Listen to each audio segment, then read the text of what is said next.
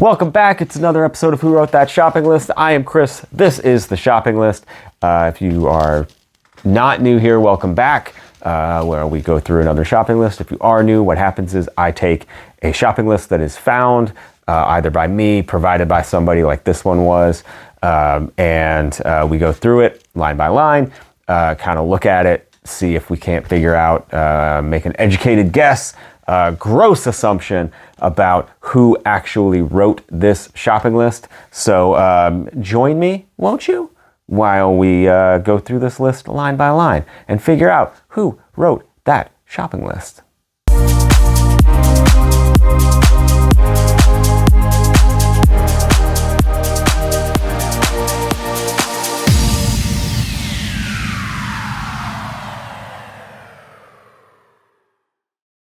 Okay, so here is this week's list.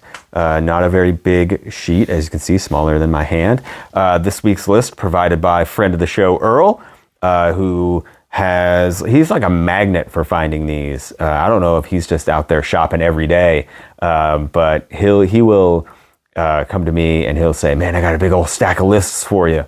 And sure enough, he's right. He always ends up finding the list. So he's got the magic touch when it comes to finding the list. So we appreciate him a whole lot here.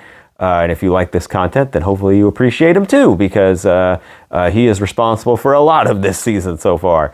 So normal yellow sheet, sticky up top to about here. I don't want to fold it over because it will give away a ton of the list, because the whole list on the other side is written on. But so yeah, yellow, folded in half. And so let's get into the list. Nothing on the back though. So, but yeah, big solid fold crease there. So somebody folded it, put it in their pocket. So here we go. We're gonna start up at the top, pasta sauce. And it looks like they got it. They did check off that pasta sauce, so good for them. Love a good pasta sauce. So no brand, no anything. So I think this is somebody who, they know what they like. And then we have beef and bean burritos.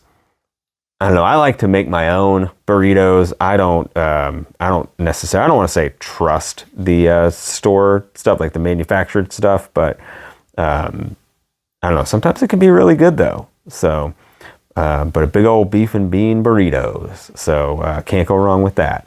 Then we have some garlic bread. I see that we're mixing food nationalities here with some Italian, then Mexican, then back to Italian, but they're trying to just get their weekly meals together, I think. Still, it looks like the same penmanship so far, but it does kind of change here. When the next one we have spaghetti sauce, and this is where I get a little bit confused, because it also looks like it started out as spaghetti in the same penmanship, but then somebody added sauce at the end. And I don't know what the difference is. What's the difference between spaghetti sauce and pasta sauce? So I think maybe that was added later, and because it does not look the same. So I don't think the same person wrote spaghetti and sauce. So that's a little bit of a curveball here. And then we have salsa con queso, which another Mexican. We're flip-flopping back and forth, but that one looks like that was picked up as well, because that's crossed off, so that's good. But yeah, a little bit of food nationality tennis going on right here. But then we have potatoes, no E, interesting enough.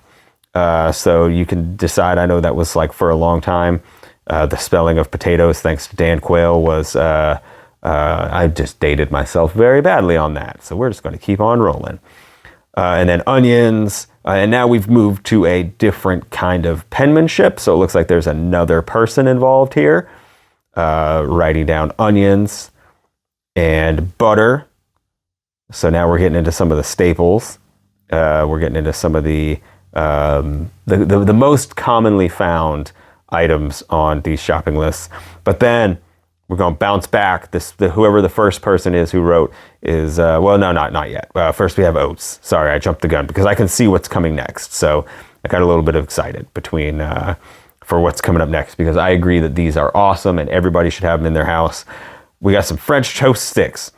And I do find it interesting here that instead of just adding in the S, where they put TOAT, instead of just like rolling with it, they crossed out the entire word and then rewrote toast. So they just want to be accurate. So I respect that. They want it to be correct on here. And then we have more staples. We have eggs and then sausage. So we got some breakfast food items going on here. And then that's the list. That's the end of it. So they took up a lot of the lines here.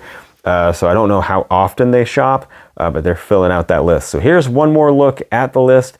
We'll get an up close view starting at the top here, work our way down, and then give you the full view one more time. So you can compile in your brain who you think wrote this list, and then give you the full shot here. This is how it was found, and then it does fold in half if that matters. I don't think it does, but there you go. That is the whole list. You can see a couple of different things to note. Would be a couple of different handwritings, did a couple penmanships here. Only a few things crossed off, and then the insistence on crossing out the word instead of just adding the extra letter in. But then also on that spaghetti sauce line, that looks like two different people wrote it. Is that a clue? I don't know. We'll find out. Now is the time to make your final guess, because it's time for my final guess.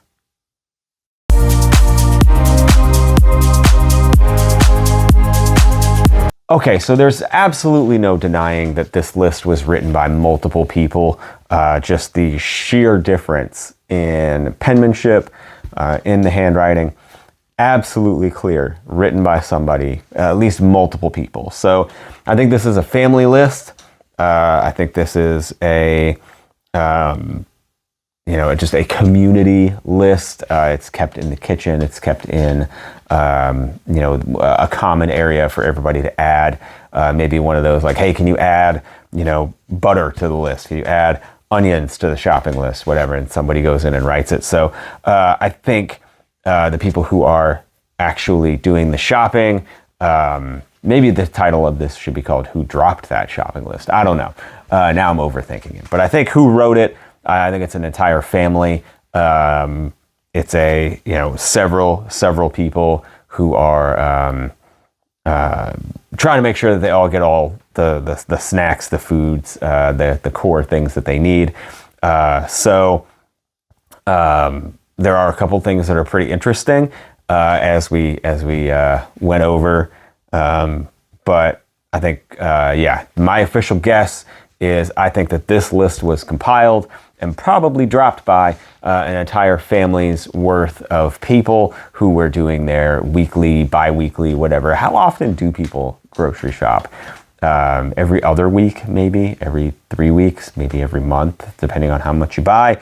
But I think, it got dropped during that time. So, I think an entire family. Let me know in the comments if you agree, if you disagree, if there's something that really jumped out at you here, if I'd completely missed something, which has been known to happen. Write it in the comments and we can have a talk about it. But in just a second, AI, I take my prompt that I think who wrote this list, and I type it into AI, and an image generation will pop up. And it will showcase in pictures who I think wrote this, because this all started as I really wanted to, with all these that I found or were given, that I would compile like a book, and on one side would be a scan of the list, and on the other side would be an artist who would draw, like we would talk about it, and they would draw who I think, who we think, or who we thought would have wrote that list, and it would have been a big book. But since I couldn't do that, I'll just have AI do it. So it is what it is. So you'll see in a second when I type in my prompt into the AI image generation, what it pops out and what it thinks that I mean when I write that, and we can see what it comes up with. So until next time, I am Chris. This is the shopping list, and this is another one checked off. So we'll see you next time for Who Wrote That Shopping List.